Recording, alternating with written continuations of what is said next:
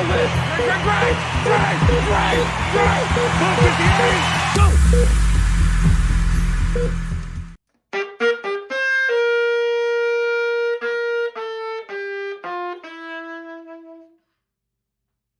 Welcome to episode 9 of the Predictors podcast, the spooky special, recorded on October 29th, just days before the scariest time of the year.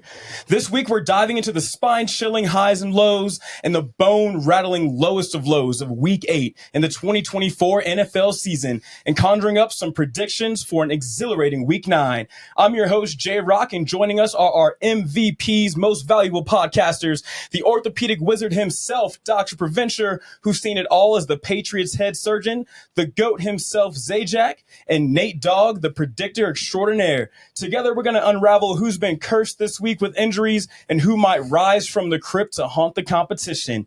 But first, let's creep into the Rod Zone. He did the Monster Mash. The Monster Mash. It was a graveyard smash. Welcome to the Rod Zone. I got a lot of good hits for you guys. First off, I don't mean to sound like a broken record, but Jaden Daniels. I Googled who is him and Jaden Daniels' face pop up. That Hail Mary was absolutely insane. Talk about a beautiful example of poetic justice as Tyreek Stevenson was taunting the Washington fans right before tipping it into the hands of Noah Brown. That was one of the most electric ends to a sporting event I've ever seen in my life.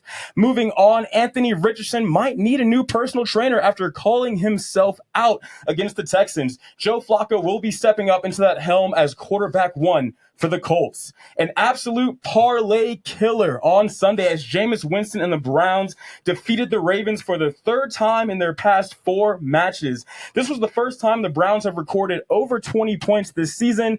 Could this be the turnaround that the Browns needed? Going over to the Falcons, it did not take Kirk Cousins 509 yards this time to beat the Bucs. You know, if you're going to look good, at least you play good as well. I love those creamsicle orange jerseys from the Bucs. Those are pretty sweet. Shout out to my boy Knox, huge Dolphins fan, and he wants me to believe that Tua is the real deal, but I cannot buy into that after he failed to beat the Cardinals on Sunday. The Rams did beat the Vikings, and clearly they were listening to Future before the game because they were trying to go full mask off on Sam Darnold. Unable to challenge the play, that could have actually caused the whole game for the Vikings. Patriots fans have a reason to rejoice. Their season isn't going the way they want it to, except for one reason. They were able to take down Aaron Rodgers and the Jets.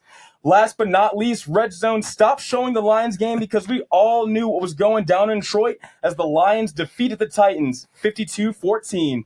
Now let's uncover the latest injuries around the NFL and see what chilling fates await some of the top players in the league. He did the Monster Mash. The Monster Mash. It was a graveyard He smash. did the mash. Jumping right into injuries of the week, Tyler, we got Christian Kirk, wide receiver for the Cardinals with a fractured collarbone. Tell us about that. Yeah, brutal weekend for the Jacksonville Jaguars. Like you said, Christian Kirk, fractured collarbone, out for the year. Doc, you fix a lot of these in a year. What's this looking like for him? What's the surgery? And done for the year, obviously, but what can we expect when he returns? Yeah, so at the end of the day, for Christian Kirk, we can occasionally get these players back 6 to 8 weeks, depending who you are, what position it is, and it's pretty reliable, especially with the plate and screw constructs we have now. But given where the Jags are, given, basically no playoff chances at this point, probably just calling them out for the season. Calling him out for the season. Nate, give me a little bit on Brian Thomas Jr. All right, Brian Thomas Jr., he suffered a chest contusion in Sunday's loss against the Packers, and it was previously reported that he would miss 2 to 4 weeks, but MRIs showed no additional damage, which means he'll be day-to-day, and Lord knows the Jags need him this weekend. You love to see the MRI giving good news. We got Jordan Love, quarterback for the Packers, went down with a strained groin. Doc, how long do you think he's going to be out, and do you think this is going to be a huge problem for the Packers this season?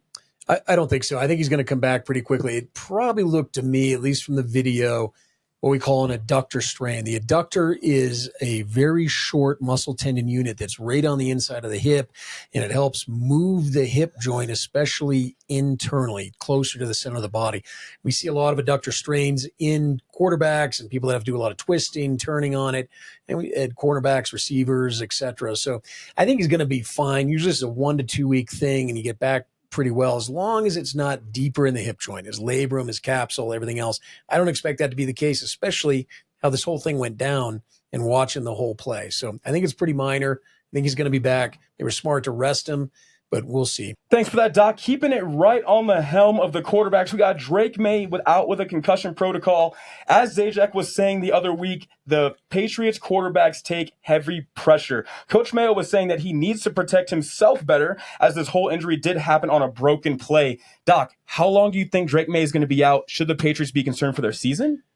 He just has to clear a concussion protocol. They were originally worried about also neck, which is originally what they called it. And sometimes you can get a neck strain with the concussion. These are 1 to 2 weeks. Average quarterback 1.2 from our data at the Predictors.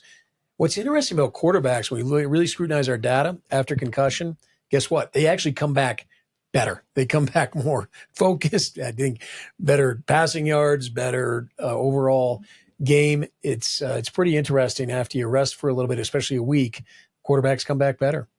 Do you think that's because quarterbacks have that natural leadership and they really need to show the team we need to bounce back, or do you think it's a little something different?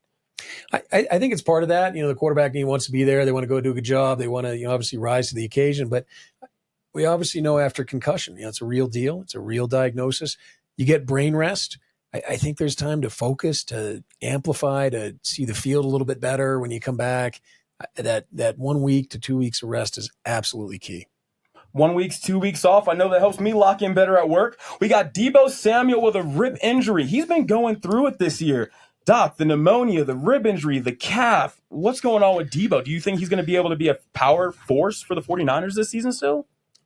Yeah, the 49ers continue just to have challenges here with, really big injuries. Obviously, they rose to the occasion this weekend, but we need Deebo back. I think he's going to be back. I think he's going to be back in his good form. Give him a couple weeks. We're going to see Deebo back at, I think, pretty solid level. You'd love to hear that for the former Gamecock. Tyler, let's move on to Jordan Mason, running back for the 49ers. What's his injury look like, and what's his return time looking like? Yeah, well, J-Rock, Jordan Mason re-aggravated that AC joint in that left shoulder, out for the game. The coach, Kyle Shanahan, did say he maybe could have returned to the game, but he didn't. You have to wonder at what point do you just keep him out for a week and not try to play them and give them the chance of re-aggravating that. The thing with Jordan Mason, if you're a fantasy player, is that they obviously have a week 9 bye week this week, but week 10, it looks like CMC may make his big return. And if that's the case, production for Jordan Mason may be decreasing really fast. So keep a lookout for that. But hey, Doc, the big thing with these AC joints, obviously you can pad them. Obviously you can inject them. You send these guys out there. At what point do you, as a physician, as the team physician, just say, hey, let's just rest him. Let's shut him down for the week, not try to put him out there and play through this? There are 6 different types of AC joint injuries, Tyler, as you know, and everyone's a little bit different. The most common, type 1, type 2, which are basic sprains, basic mild shoulder separations. Those are ones that we can be pretty confident about getting players back pretty quickly, 1 to 2 weeks. If it's a little bit higher grade, the capsule gets irritated, the muscles get irritated. You have to really rehabilitate everything around the shoulder area.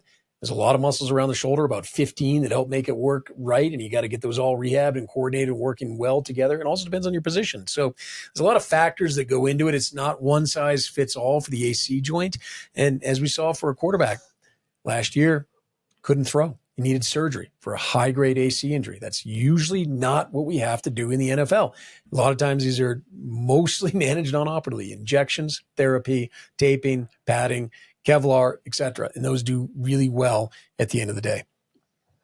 Got to have a good protocol to get these people back onto the field. Nate, we got Marshawn Lattimore, hamstring. We're always going ham on the hamstrings over here on the Predictors podcast. How's he looking? Yeah, J-Rack, we talk about these all the time on the podcast. And, this is an injury that he re-aggravated from last week against the Broncos. And, for someone who's had, a multitude of hamstring injuries throughout their career, Dak, is this strictly a physical therapy issue, or are there other factors that go into this? So interesting enough, Nate Dogg, the hamstring is what we have called the quicksand of the NFL. It's a problem. There's a reason why the NFL is pouring millions of dollars into studying this. We're doing some work on this. University of Wisconsin's got a huge grant on this, which they're doing some fantastic work to help us understand it. The problem is once you tear that muscle, it undergoes what we call fibrosis. We want good muscle fibers back, but the problem is you end up with scar tissue, and scar tissue is not muscle tissue. It's like what your skin heals with after you cut it. It's just not the same. It's not muscle. And so what ends up happening is you get these higher chance of re-injury with the hamstring. And that's what these grants and why the NFL is putting a lot of money into this, because we want to try to decrease these. Hamstrings are a huge problem, and we need to get this solved. That scar tissue that they wish they never saw. We're trying to lower that here in the NFL through modern medicine. Tyler, we got Stephon Diggs, wide receiver for the Texans. Tell me it ain't so. Is he out with an ACL tear? Dear God, is it better than this? Nope, he has confirmed torn ACL.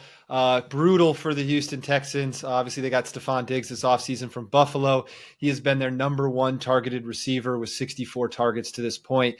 Nico Collins, who's been on IR, is second with 45. Now, Nico Collins can return after this week's game, but they're going to have some big shoes to fill, some guys who are going to have to step up. Tank Dell, and some others, see if they can get someone else in there to help him. But Doc, this is another NFL ACL this season. We see a lot of them each year. Is there anything we can do to prevent them, and that these players can do to prevent these from ending their seasons? Yeah, the NFL is working on it. We're working on it, Tyler, and the players and all the medical staffs are working on it, including the musculoskeletal committee that is a big part of the NFL. And they're really using the best data to really try to find ways to get the best ACL injury prevention program out there. This was a non-contact hyperextension type of injury. You could see it. It's what everyone feared. And once we got the MRI, obviously all our suspicions were confirmed. That being said, we're now up to the 24th ACL of the season, Tyler, right? We generally see in the 50s, maybe up to 60s in a high season for total ACL injuries per year. And the issue is that's been pretty consistent. We're not seeing a decrease in the number of ACL injuries. So clearly we all got some more work to do on this. We're recognizing it better. We know we need to do some more injury prevention work on this. It's just got to get better. Too many. Hopefully we can get those ACL injuries down. Doc, do you think if a couple of teams just went more towards that natural pitch, that natural grass, do you think that could change anything, grand scheme? Here's the issue. We've shown it at our data, the Predictors, numerous publications, peer-reviewed, published. Turf is not as good as grass. There are more ACL injuries on turf any way you slice it, just the sheer number. The number actually is getting a little bit better. Now, there's some confounding variables there, but turf may be part of the issue here. I hate to say it. Turf took my ACL from me, and I swear to God, if it ever happens again. So let's get that natural turf back out there and get everyone playing good. Now let's check out the returners from injury and see who's ready to make a comeback to haunt the competition this week. He did the Monster Man. The Monster Mash. It was a graveyard He smash. did the mash. So returning week 8, we have a couple players that played through injury. George Kittle, tight end for the 49ers. Jaden Daniels coming back for Washington after that rib injury. And Alvin Kamara. Zajac, give us a little bit on some of those players. How did they look? Well, George Kittle crushed it on National Tight Ends Day, going for 128 yards and a touchdown despite that foot sprain. Obviously, Jaden Daniels, we talked about, 326 yards passing and a great Hail Mary to win the game. And then, of course, you have Alvin Kamara, who, if, in the words of Nelson Kanapke in his viral video, is a dog. 10 carries, 67 yards, 6 receptions, 55 yards, despite playing through a fractured hand in week 8 and fractured ribs in week 4. If that guy is on your team, he is the exact person you want next to you going into battle, let me tell you. It's all about who's next to you on that pitch. We have a couple of people coming back possibly for week 9 after their injuries. DK Metcalf did have an MCL sprain. He may be coming back. Dallas Goedert for the Eagles may be coming back after his hamstring. And then we have Travis Etienne after a hamstring coming back for the Jags. Ty, throwing it right back to you here. Who should we be looking for the most out of that group, do you think? Well, I think Travis Etienne would be a big one. Obviously, I do think DK Metcalf will return. They seem pretty optimistic. Travis Etienne, he had some limited practices last week, but was out last week, so he could be back. Dallas Goedert's the one that we're going to have to watch this week. A lot of DNPs last week, so didn't really get into practice, so we'll see if he's able to this week and if he can get on the field. Thanks for that. We're going to head right over to the bus stop. He did the Monster Mash. The Monster Mash. It was a graveyard He smash. did the mash. So looking at the bus stop this week, Zajac, does anything surprise you? How are we looking? Not really. The only biggest surprise we got is Kansas City Chiefs. They're at 16 right now. Obviously, these are the pre-bus before the actual injury reports come out. But with them undefeated still, dealing with a lot of injuries in their wide receiving core, they are just finding ways to deal with that adversity and win. Obviously, the Houston Texans fall after Stephon Diggs' injury. And the big thing to watch for, guys, are these teams at the top, the Baltimore Ravens, the Philadelphia Eagles, the Buffalo Bills. These are the guys who are healthy, and if they can keep that health as we get closer to the playoffs, it's going to be a huge advantage for them. Absolutely. Health matters. Let's get right into the games of the week. He did the Monster The Mash. Monster Mash. It was a graveyard He smash. did the mash. All right, getting to the games of the week. Tyler, who should the people be turning on to? Well, speaking of injury, give me the Lions versus the Packers. Lions are crushing it at 6-1 right now and have been running up scores. Green Bay 6-2, but they've been squeaking out those wins with last-second field goals, it seems. Doc, you already talked about Jordan Love and his groin, whether we see him or not this weekend. And then Jair Alexander on the other side of the ball for Green Bay.